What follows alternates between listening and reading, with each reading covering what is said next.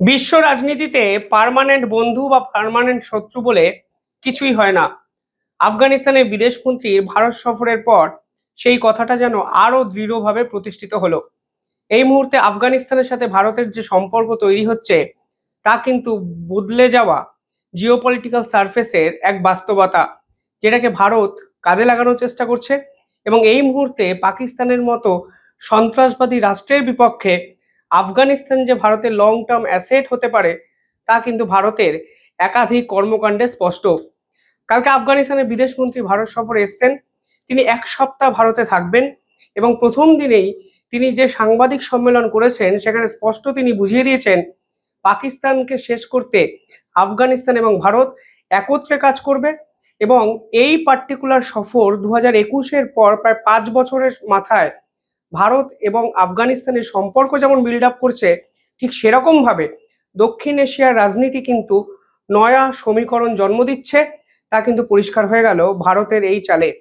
আজকে এই ভিডিওতে সেগুলোই আলোচনা করব। ভিডিওটি শেষ অবধি দেখবেন, তাহলেই বুঝবেন কেন আফগানিস্তান এবং ভারতের এই সম্পর্ক নিয়ে আন্তর্জাতিক স্তর এই মুহূর্তে উত্তাল। সমস্ত পত্রপত্রিকায় আলোচনা হচ্ছে, বিদেশের মিডিয়া এই সফরকে কিভাবে দেখছে, এবং সর্বোপরি এই আফগানিস্তান এবং ভারতের সম্পর্ক কিভাবে আন্তর্জাতিক স্তরে আগামী 5 বছর নয়া রূপকথার গল্প লিখতে পারে। ভিডিওটি শুরু করার আগে ছোট্ট একটা অনুরোধ, যারা ভিডিওটি দেখছেন তারা চ্যানেলটিকে ভালো লাগলে একটু সাবস্ক্রাইব করবেন এবং পাশে থাকা বেল আইকনটি ক্লিক করবেন পরবর্তী জিওপলিটিক্যাল ভিডিওর জন্য। ইতিহাস থেকে বর্তমান, সময় থেকে সমাজ, দেশ থেকে বিদেশ, ইতিহাস শুধু বইতে নয়, দেখবেন ভিডিওতেও। এই নেটওয়ার্ক এখন অনেক বড়। আপনারা দেখছেন দ্য ইন্ডিপেন্ডেন্ট নেটওয়ার্ক। এই মুহূর্তে ভারতে আছেন আফগানিস্তানের ফরেন মিনিস্টার আমির খান মুতাকি। তিনি কালকে একটি সাংবাদিক সম্মেলন করেছেন এবং প্রথম থেকেই তিনি দাপটে ব্যাটিং করতে শুরু করেন। প্রথমেই তিনি বলেন, don't test courage of Afghan. এবং পরিষ্কারভাবে তিনি ভারতের মাটিতে বসে ডক্টর জয়শঙ্করের সঙ্গে মিটিংয়ের পর পাকিস্তানকে হুঁশিয়ারি দিতে শুরু করেন সাংবাদিক সম্মেলন করে, যা কিন্তু অত্যন্ত অর্থবহ। অর্থাৎ ভারত এবং আফগানিস্তানের প্রথম এবং প্রাইমারি টার্গেট এই মুহূর্তে যে পাকিস্তান, তা কিন্তু কালকে আফগানিস্তানের পক্ষ থেকেই বুঝিয়ে দেওয়া হয়েছে। দেখুন, মাঝে মধ্যে কিছু জিনিস সত্যি অবাক করে আমাকে।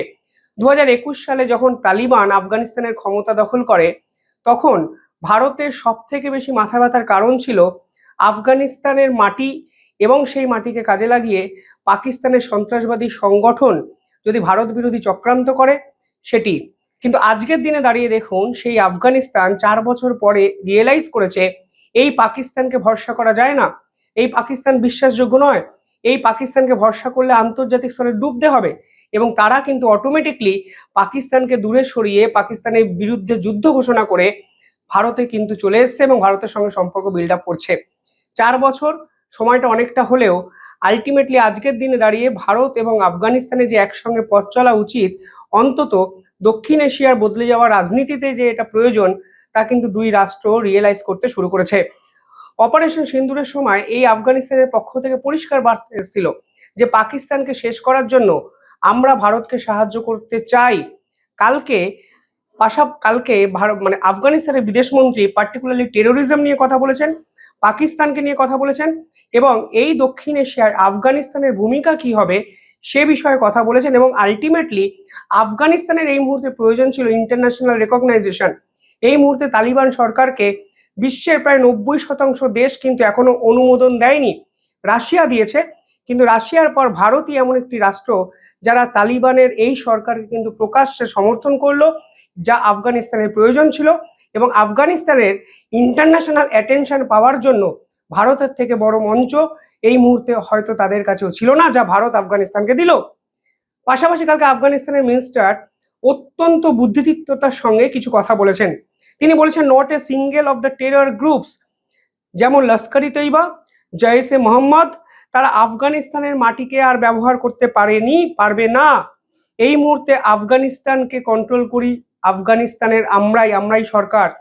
ফলে যে দুশ্চিন্তা ভারতের ছিল যে দিনের পর দিন পাকিস্তান যেভাবে আফগানিস্তানের মাটিকে কাজে লাগিয়ে সন্ত্রাসবাদকে ছড়িয়ে দিত ভারতের বিপক্ষে, সেখানে দাঁড়িয়ে ভারতের মাটিতে বসে কালকে আফগানিস্তানের বিদেশমন্ত্রী কি বলছেন, যে এরপরে লস্কর ই তৈবা কিংবা জৈশ-এ মোহাম্মদের মতো কোনো সন্ত্রাসবাদী সংগঠন আমাদের আফগানিস্তানের মাটিতে কাজে লাগাতে পারেনি এবং পারবে না।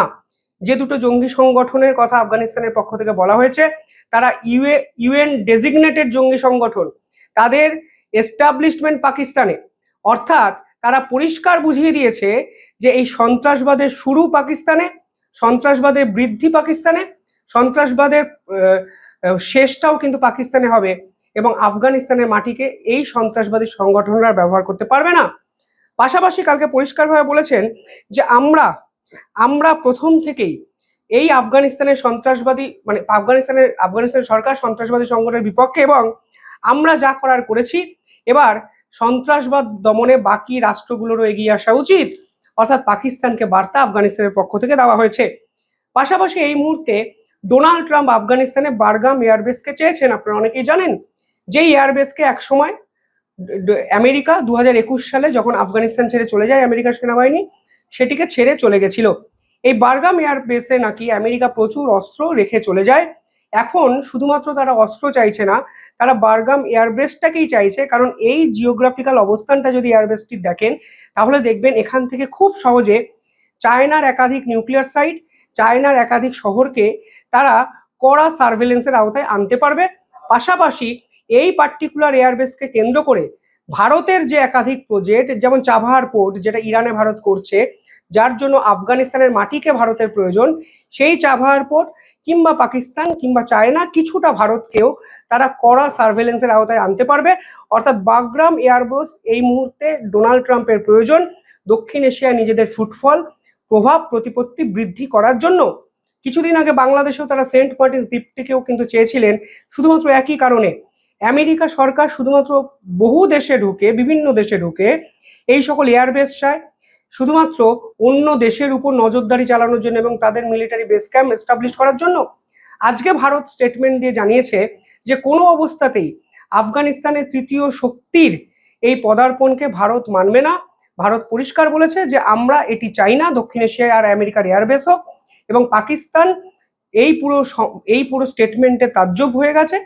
এবং আরও উল্লেখযোগ্য বিষয় হলো রাশিয়া এবং চীন দুপক্ষই কিন্তু ভারতকে সমর্থন করেছে এবং তারা সকলে একযোগে মস্কো রিপোর্টের ভিত্তিতে পরিষ্কার বলেছে যে আমরা আফগানিস্তানে কোনো রকম আমেরিকার এয়ারবেস, অন্তত বাগরাম এয়ারবেস চাই না। আফগানিস্তানের ফরেন মিনিস্টার কালকে ঠিক সে কথাই বললেন যে আফগানিস্তানে এর আগে যারাই ঢোকার চেষ্টা করেছে, সে সোভিয়েত হোক, সে আমেরিকা হোক, সে ন্যাটো হোক, কেউই কিন্তু লং টার্ম সাস্টেন করতে পারেনি। অর্থাৎ আফগানিস্তানকে নিয়ে আর খেলার দিন শেষ। উল্লেখযোগ্য বিষয় হলো যে কথাগুলো তিনি বলেছেন এমন একটা সময়ে তিনি বলেছেন, এমন একটা জায়গায় বসে তিনি বলেছেন, এতে কিন্তু পরিষ্কার বোঝা যাচ্ছে ভারত আফগানিস্তানকে সেই কনফিডেন্সটা দিয়েছে যে যাই হয়ে যাক এই আফগানিস্তানের সঙ্গে ভারতের বন্ধুত্ব চলবে। কিছুটা রিস্কি মনে হতে পারে, আমার হয়তো কিছু ক্ষেত্রে রিস্কি মনে হচ্ছে, কিন্তু বিশ্বাস করুন বাস্তবতার নিরিখে ভারতের অত্যন্ত গুরুত্বপূর্ণ পদক্ষেপ। পাশাপাশি আপনারা জানেন ঠিক পরশু রাতে আফগানিস্তানের কাবুলে পাকিস্তান একটি এয়ার স্ট্রাইক করেছে, কারণ পাকিস্তান বিশ্বাস করে আফগানিস্তান থেকে টিটিপি অর্থাৎ তেহরিকি তালিবান, পাকিস্তানের বিদ্রোহী সংস্থা, তাদেরকে উস্কানো হয়, তাদেরকে মদত দেওয়া হয় এবং টিটিপি দিনের পর দিন পাকিস্তান সেনাদের যেভাবে নাকানি চোবানি খাওয়াচ্ছে, শেষ করছে, বেছে বেছে পাকিস্তানের ইনফ্রাস্ট্রাকচারগুলো শেষ করছে। এই জন্য আফগানিস্তানের কাবুলে তারা নাকি একটি এয়ার স্ট্রাইক করেছে। কালকে আফগানিস্তানের পক্ষ থেকে পরিষ্কার বার্তা দিয়ে বুঝিয়ে দেওয়া হলো যে এর কাউন্টার পার্ট আফগানিস্তান দেবে। অর্থাৎ বড় সড়ো লড়াইয়ের একটা সম্ভাবনা দক্ষিণ এশিয়ায় কিন্তু ফের উঠতে শুরু করলো, কারণ কোনো অবস্থাতেই পাকিস্তান এয়ারফোর্সের এই এয়ার স্ট্রাইক আফগানিস্তানের পক্ষে মেনে নেওয়ার জায়গা নেই। কালকে ভারতের বিদেশমন্ত্রী একটি প্রেস কনফারেন্স করেন, সেখানে তিনি স্পষ্ট বলেন এই মুহূর্তে পাকিস্তান হলো ভারত এবং আফগানিস্তান দুই দেশের জন্যই একটি থ্রেট। অর্থাৎ পাকিস্তান সাধারণভাবে জীবনযাপনে বিশ্বাস করে না, সন্ত্রাসবাদ ছাড়া কিছুই তারা জানে না, তারা যেখানে সেখানে পারছে এয়ার স্ট্রাইক করছে, নিজের দেশের মানুষের উপরই বোম্বিং করেছে দুদিন আগে আপনারা জানেন। এবং এই মুহূর্তে দাঁড়িয়ে ভারতের পক্ষ থেকে যে সব থেকে বড় যে বিস্ফোরক ঘোষণাটি এসছে তা হলো এই প্রথমবারের জন্য 4 বছর পর ভারতের যে অফিস, ভারতের যে এম্বাসি, তা কিন্তু এবার আফগানিস্তানে খোলা হচ্ছে প্রায় 4 বছর পর, যা অত্যন্ত গুরুত্বপূর্ণ। দেখুন এই মুহূর্তে ভারতের পক্ষ থেকে বার্তাটা পরিষ্কার, ভারত আফগানিস্তানের সঙ্গে লং টার্ম জিওপলিটিক্যাল যে ইনভেস্টমেন্টগুলো আছে সেগুলো কন্টিনিউ করতে চায়। আফগানিস্তানে ভারত অনেক ইনভেস্ট করেছে। আফগানিস্তানের পার্লামেন্ট ভারতের বানানো, সেইগুলো তালিবান সরকারের সঙ্গে একত্রে মিলে ভারত আরও ফিউচারে ডেভেলপ করবে। পাশাপাশি কমিউনিকেশন চ্যানেল আফগানিস্তানের সঙ্গে ফিউচারেও প্রয়োজন, এটা ভারত বুঝিয়ে দিয়েছে। কারণ ইরানে যে চাবহার পোর্ট হচ্ছে, সেই পোর্টের জন্য আফগানিস্তানকে ভারতের দরকার। পাকিস্তানের বিপক্ষে আফগানিস্তান শক্তিশালী অ্যাসেট। এমনকি আফগানিস্তানের সঙ্গে যদি ভারতের সম্পর্ক ভালো থাকে, তাহলে দক্ষিণ এশিয়ায় ভারতের প্রভাব বৃদ্ধি পাবে। এবং আরও ইন্টারেস্টিং ফ্যাক্ট হলো, এই মুহূর্তে ভারতও কনফার্ম করেছে যে আফগানিস্তানের মাটি যেন কোনো অবস্থাতেই ভারত বিরোধী সন্ত্রাসবাদকে প্রশ্রয় না দেয়, যেটা কিন্তু খুব প্রয়োজন ছিল। শুধুমাত্র পাকিস্তানের সন্ত্রাসবাদ ভারত সামলাক, বাংলাদেশকে ভারত সামলাক, তারপরে যদি আফগানিস্তানের মতো একটি মাটিকে সন্ত্রাসবাদীরা ব্যবহার করত, তাহলে কিন্তু ভারতের জন্য সত্যি অসুবিধার ছিল। অর্থাৎ নিঃসন্দেহে এক ঐতিহাসিক সফরে আফগানিস্তানের বিদেশমন্ত্রী, ঐতিহাসিক সফরে অনেক কথাবার্তা উঠে এলো। এবং সব থেকে ইম্পর্টেন্ট বিষয় হলো, চোখের সামনে অপারেশন সিন্দুরের পর শেষ 3 থেকে 4 মাসে দক্ষিণ এশিয়ার জিওপলিটিক্যাল যে সমীকরণ, তা কিন্তু আস্তে আস্তে আস্তে আস্তে বদলাতে শুরু করলো।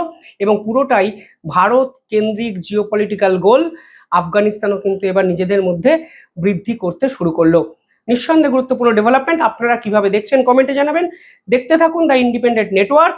চ্যানেলটিকে ভালো লাগলে একটু সাবস্ক্রাইব করে দিন। আমি পরবর্তীকালে আরও জিওপলিটিক্যাল ভিডিও আপনাদের জন্য এইভাবেই নিয়ে আসবো। ধন্যবাদ, ভালো থাকবেন।